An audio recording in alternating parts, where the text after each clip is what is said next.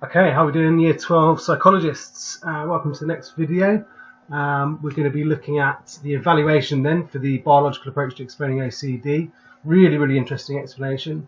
And again, if you've got any questions about that material, do get onto Teams and ask away.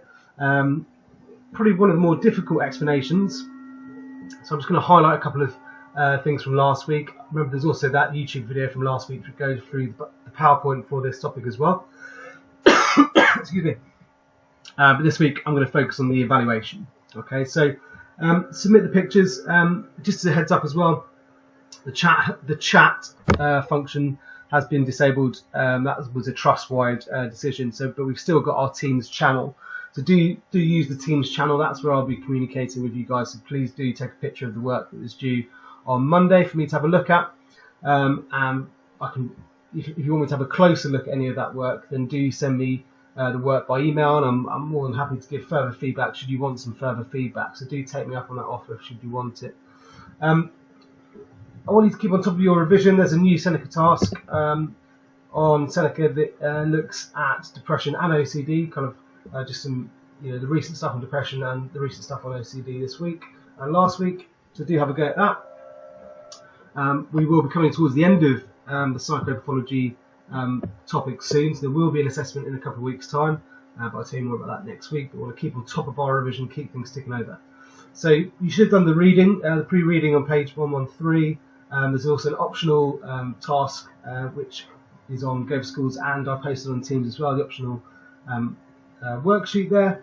And then to read and complete pages 30 and 31 of your booklet, which is the evaluation, which I'm going to go through now. I also want you to have a go at that 16-mark essay. We haven't written a 16-mark essay for quite some time now. So I want everybody to have a go at that 16-mark essay question, which I will give direct feedback on via Teams assignments. And also, I haven't forgotten about those questions that you guys did a little while ago. I've just been waiting for the last few to come in. It's taken some time to get the last few to come in, but I'll be giving some feedback on both those 6-mark questions and the 16-marker ready for next week. So let's kick things off. Oh, just one more thing, sorry, the Q&A. So unable to do the Q&A last week because obviously everybody's in school, and I think pretty much everyone from psychology is in school, and I'm there obviously to answer any questions, but for those of you that may not be able to attend school this Friday, I hope you're all going to come in, but if you can't, then I'll try and switch on my computer at 10 AM for the Q&A as usual this Friday. Okay, so let's get stuck into the evaluation then for the biological approach to explaining OCD for this week. So just at the note at the top here, you'll see it says here, within some evaluation points here, there is explicit reference to genetic and neural explanations. Remember, we need to know quite a bit for this biological approach, which I'll just quickly go back over in a minute. There's genetic explanation, the competent the cert gene, and then the neural explanations, which is divided down further into serotonin and dopamine, as well as neurotransmitters, as well as the neural differences, which I went through last week. So do remind yourself of that, and do go back through that video of the PowerPoint. But the evaluation here can be about, some is relevant to all of it as biological, more general evaluations of biological approach, but some is more specific to either genetic or neural. So if you're asked to evaluate just one of these explanations, either genetic or neural, they won't ask you specifically about serotonin or dopamine or brain regions, but they may ask you specifically about genetic or neural. You would select the relevant evaluation from these pages. Okay, some points are suitable to both. So for example, we talk about the fact that a lot of the research in this field is correlational. Well, that's general to all biological explanations, and some is more specific to the different subtopics. Okay, so just be wary of that. So if we just scroll back up quickly, I'm just going to point out some of the key details and what I would do, because you had 2 6-mark questions to outline genetic explanation. This is last week, and to outline a neural explanations. But I just want to point out the kind of key features of this. Now, if I was revising this genetic explanation and writing a 6-mark question, I'd always start with the biological assumption. If you get a question that says outline the genetic explanations, the genetic explanation for OCD, you know what you need to write about in terms of the COMT and the SERT gene. Start your answer by talking about the biological assumption that thoughts and behaviours are a result of physiological internal processes and are innate within us. Start by talking about that. Then you can lead in with, for example, genetics can play a key role in the incidence of OCD. Okay. I would focus your revision efforts on knowing specifically that OCD is seen to be polygenic, which is several genes. Then go into your specific details about the COMT and the SERT gene. Okay. And then you might want to finish off with mentioning epigenetics. If you prefer some extra material about twin family studies, that's fine. Okay. And you can talk about concordance rates with MZ and DZ twins. That's always really, really good material. You can just focus your efforts on knowing about the COMT and the SERT gene. In terms of your neural explanations, the key piece of information here is knowing what a neurotransmitter is. Start with that. Neurotransmitter as a chemical messenger.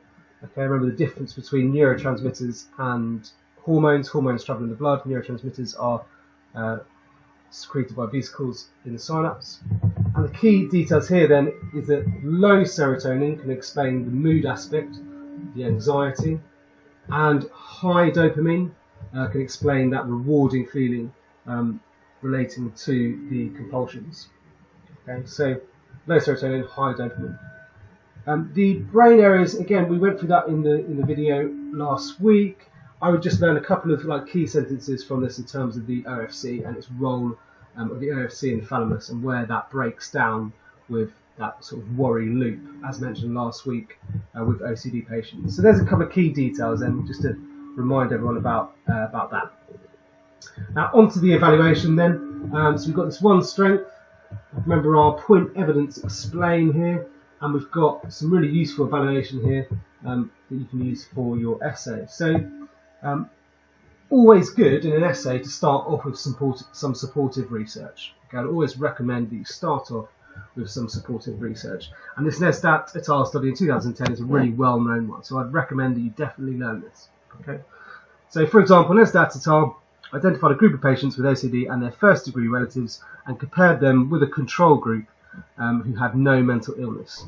You don't necessarily need to learn the specific numbers of patients. Okay, just have that first kind of introductory sentence.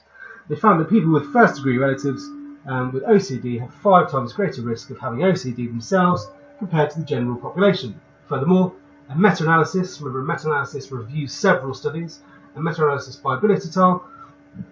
Of 14 twin studies of OCD found that on average MZ twins, which are identical twins sharing 100% of their genes, were more than twice as likely to develop OCD if their co-twin had a disorder than was the case for the DZ non-identical twins who only share 50% of their genes.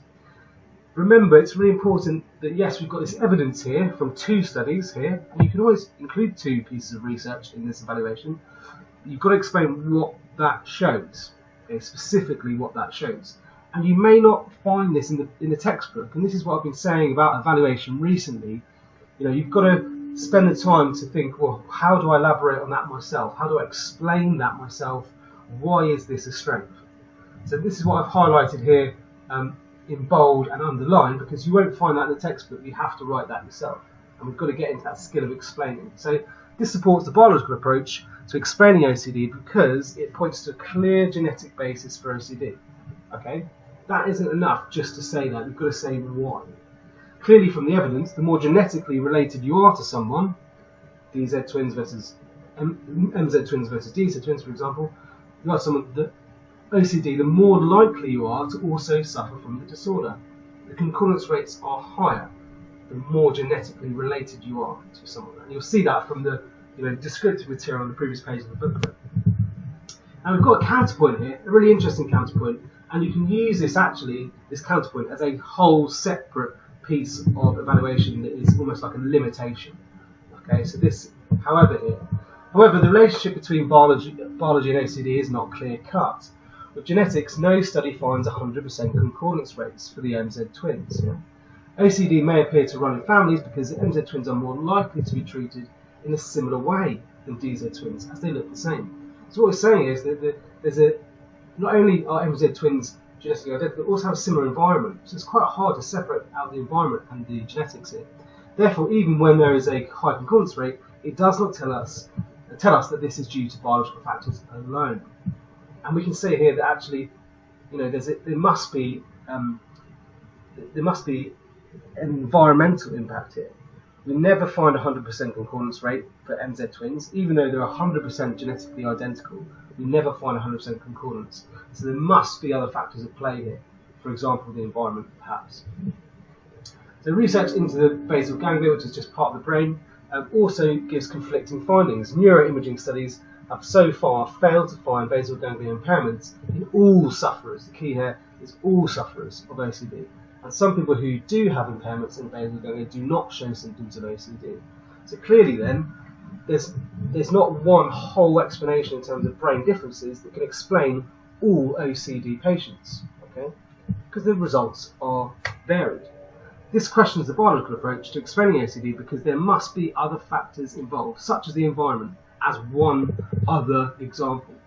Otherwise, concordance rates would be 100% for MZ twins because they share 100% of their genes. If it was purely genetic, just genetic, then you would have to see 100% concordance for MZ twins. If one twin had OCD, there'd be a 100% chance of the other twin having OCD if it was purely genetic. But we don't see 100% concordance rates, so it can't be 100% genetic. Furthermore, research needs to be done to find a stronger link between brain differences and OCD patients to provide strength to the biological explanation. So again, this is me here explaining the evidence, explaining what I've put out. Point, evidence, explain, and it's the explain part that is really, really important. So do pause the video, check that you have fully explained your evaluative points. Okay, I'm just going to pop this up here. So you would have read through this before. You've got another strength of this in terms of practical applications, okay, in terms of the research there, and then into some weaknesses. Okay, so I had a question from one of you guys about correlational research. The idea here really is that a lot of the research in this field is correlational. That means we cannot say that variations in the competent cert gene cause OCD. We've only found a genetic link. Okay, we've only found an association. We can't say that genes cause OCD, nor can we say that low levels of serotonin and high levels of dopamine cause OCD. All we've demonstrated as psychologists, as scientists, is a link. It's not a causal link, it's a relationship. Okay? So we cannot establish cause and effect. We cannot conclude wholeheartedly that these biological factors directly cause OCD. We can only suggest a relationship. And as a result of that, it's difficult for us to establish cause and effect relationships. Okay? So that's what we mean by, and this is a more general evaluative point, bringing in kind of research methods, ideas, okay, and you've got some information there. So pause the video, listen back to what I've just said there, and add in any further details to this piece of evaluation here about correlational research. Other weaknesses, there was a weakness in the textbook about alternative explanations, which is actually mentioned down here as the two-process model. Okay, you might want to find out some further research that goes against the biological approach, for example. I've kind of left that blank for you guys because there's plenty of research, plenty of evaluation here. You might want to go on to maybe simply psychology or tutor to you, or find some extra research, and there you can do your extra research there for the evaluation. Final limitation then is this idea of reductionism. Okay, and when we look at, we would ordinarily be doing alongside psychopathology at this point, biopsychology, and then moving into approaches, okay, which we will be doing shortly. But we would be introducing this idea of reductionism. And it says here, a theory which explains complex human behaviour by reducing it down to one single component is said to be reductionist. And in this sense, we know that OCD is a really complex disorder. Okay? And what we've got here from the biological approach is that it's been quite reductionist. It's reduced it down to looking at two genes, competent cert gene, and two neurotransmitters. and it's highly unlikely that just those factors can explain the complexities of OCD. Okay, and that's what this is kind of getting at here. So this is a problem, as it means the biological approach does not take into consideration other causes, such as the two-process model. Classical conditioning could explain an aversion to dirt, for example, if associated with anxiety, and negative reinforcement explains why compulsions are maintained. Therefore, by being reductionist, we are not looking at the individuals historically in order to understand the cause of OCD. And it might be actually that taking a behaviourist approach, a learning approach to OCD, may actually give a more complete explanation. We use the learning approach and classical operative conditioning to explain phobias, so we could use that same two-process model to explain the incidence of OCD, and it might give us a more complete explanation. Now you might want to go a bit further here and say, well, why not do an interactionist approach? And what we mean by that is to consider both biological approach and the environment and a learning approach, and combine that into a more holistic explanation. So that might be something we want to add in, this idea of maybe an interactionist approach, using several approaches to explain the OCD as a complex disorder. Okay, so pause the video, go back through the evaluation, and then I really want you to consider now, in writing your essay, which is due on Monday on this team's assignments, really think about which piece of evaluation you're going to use. Okay, there's plenty here. Remember, if we're going for an A or an A star, we want 4 well-written, point evidence explained paragraphs, as well as a conclusion. Okay, and in that conclusion, I'm looking for you to bring together the kind of weaknesses and suggest further developments. You might want to talk about the interactionist approach, for example, in your conclusion. Okay, hopefully that was really useful, and if you've got any questions, just go onto Teams, and remember the 60-mark question is due on Monday on Teams assignments. Okay, if you've got any questions, ask away on Teams, otherwise, thanks a lot.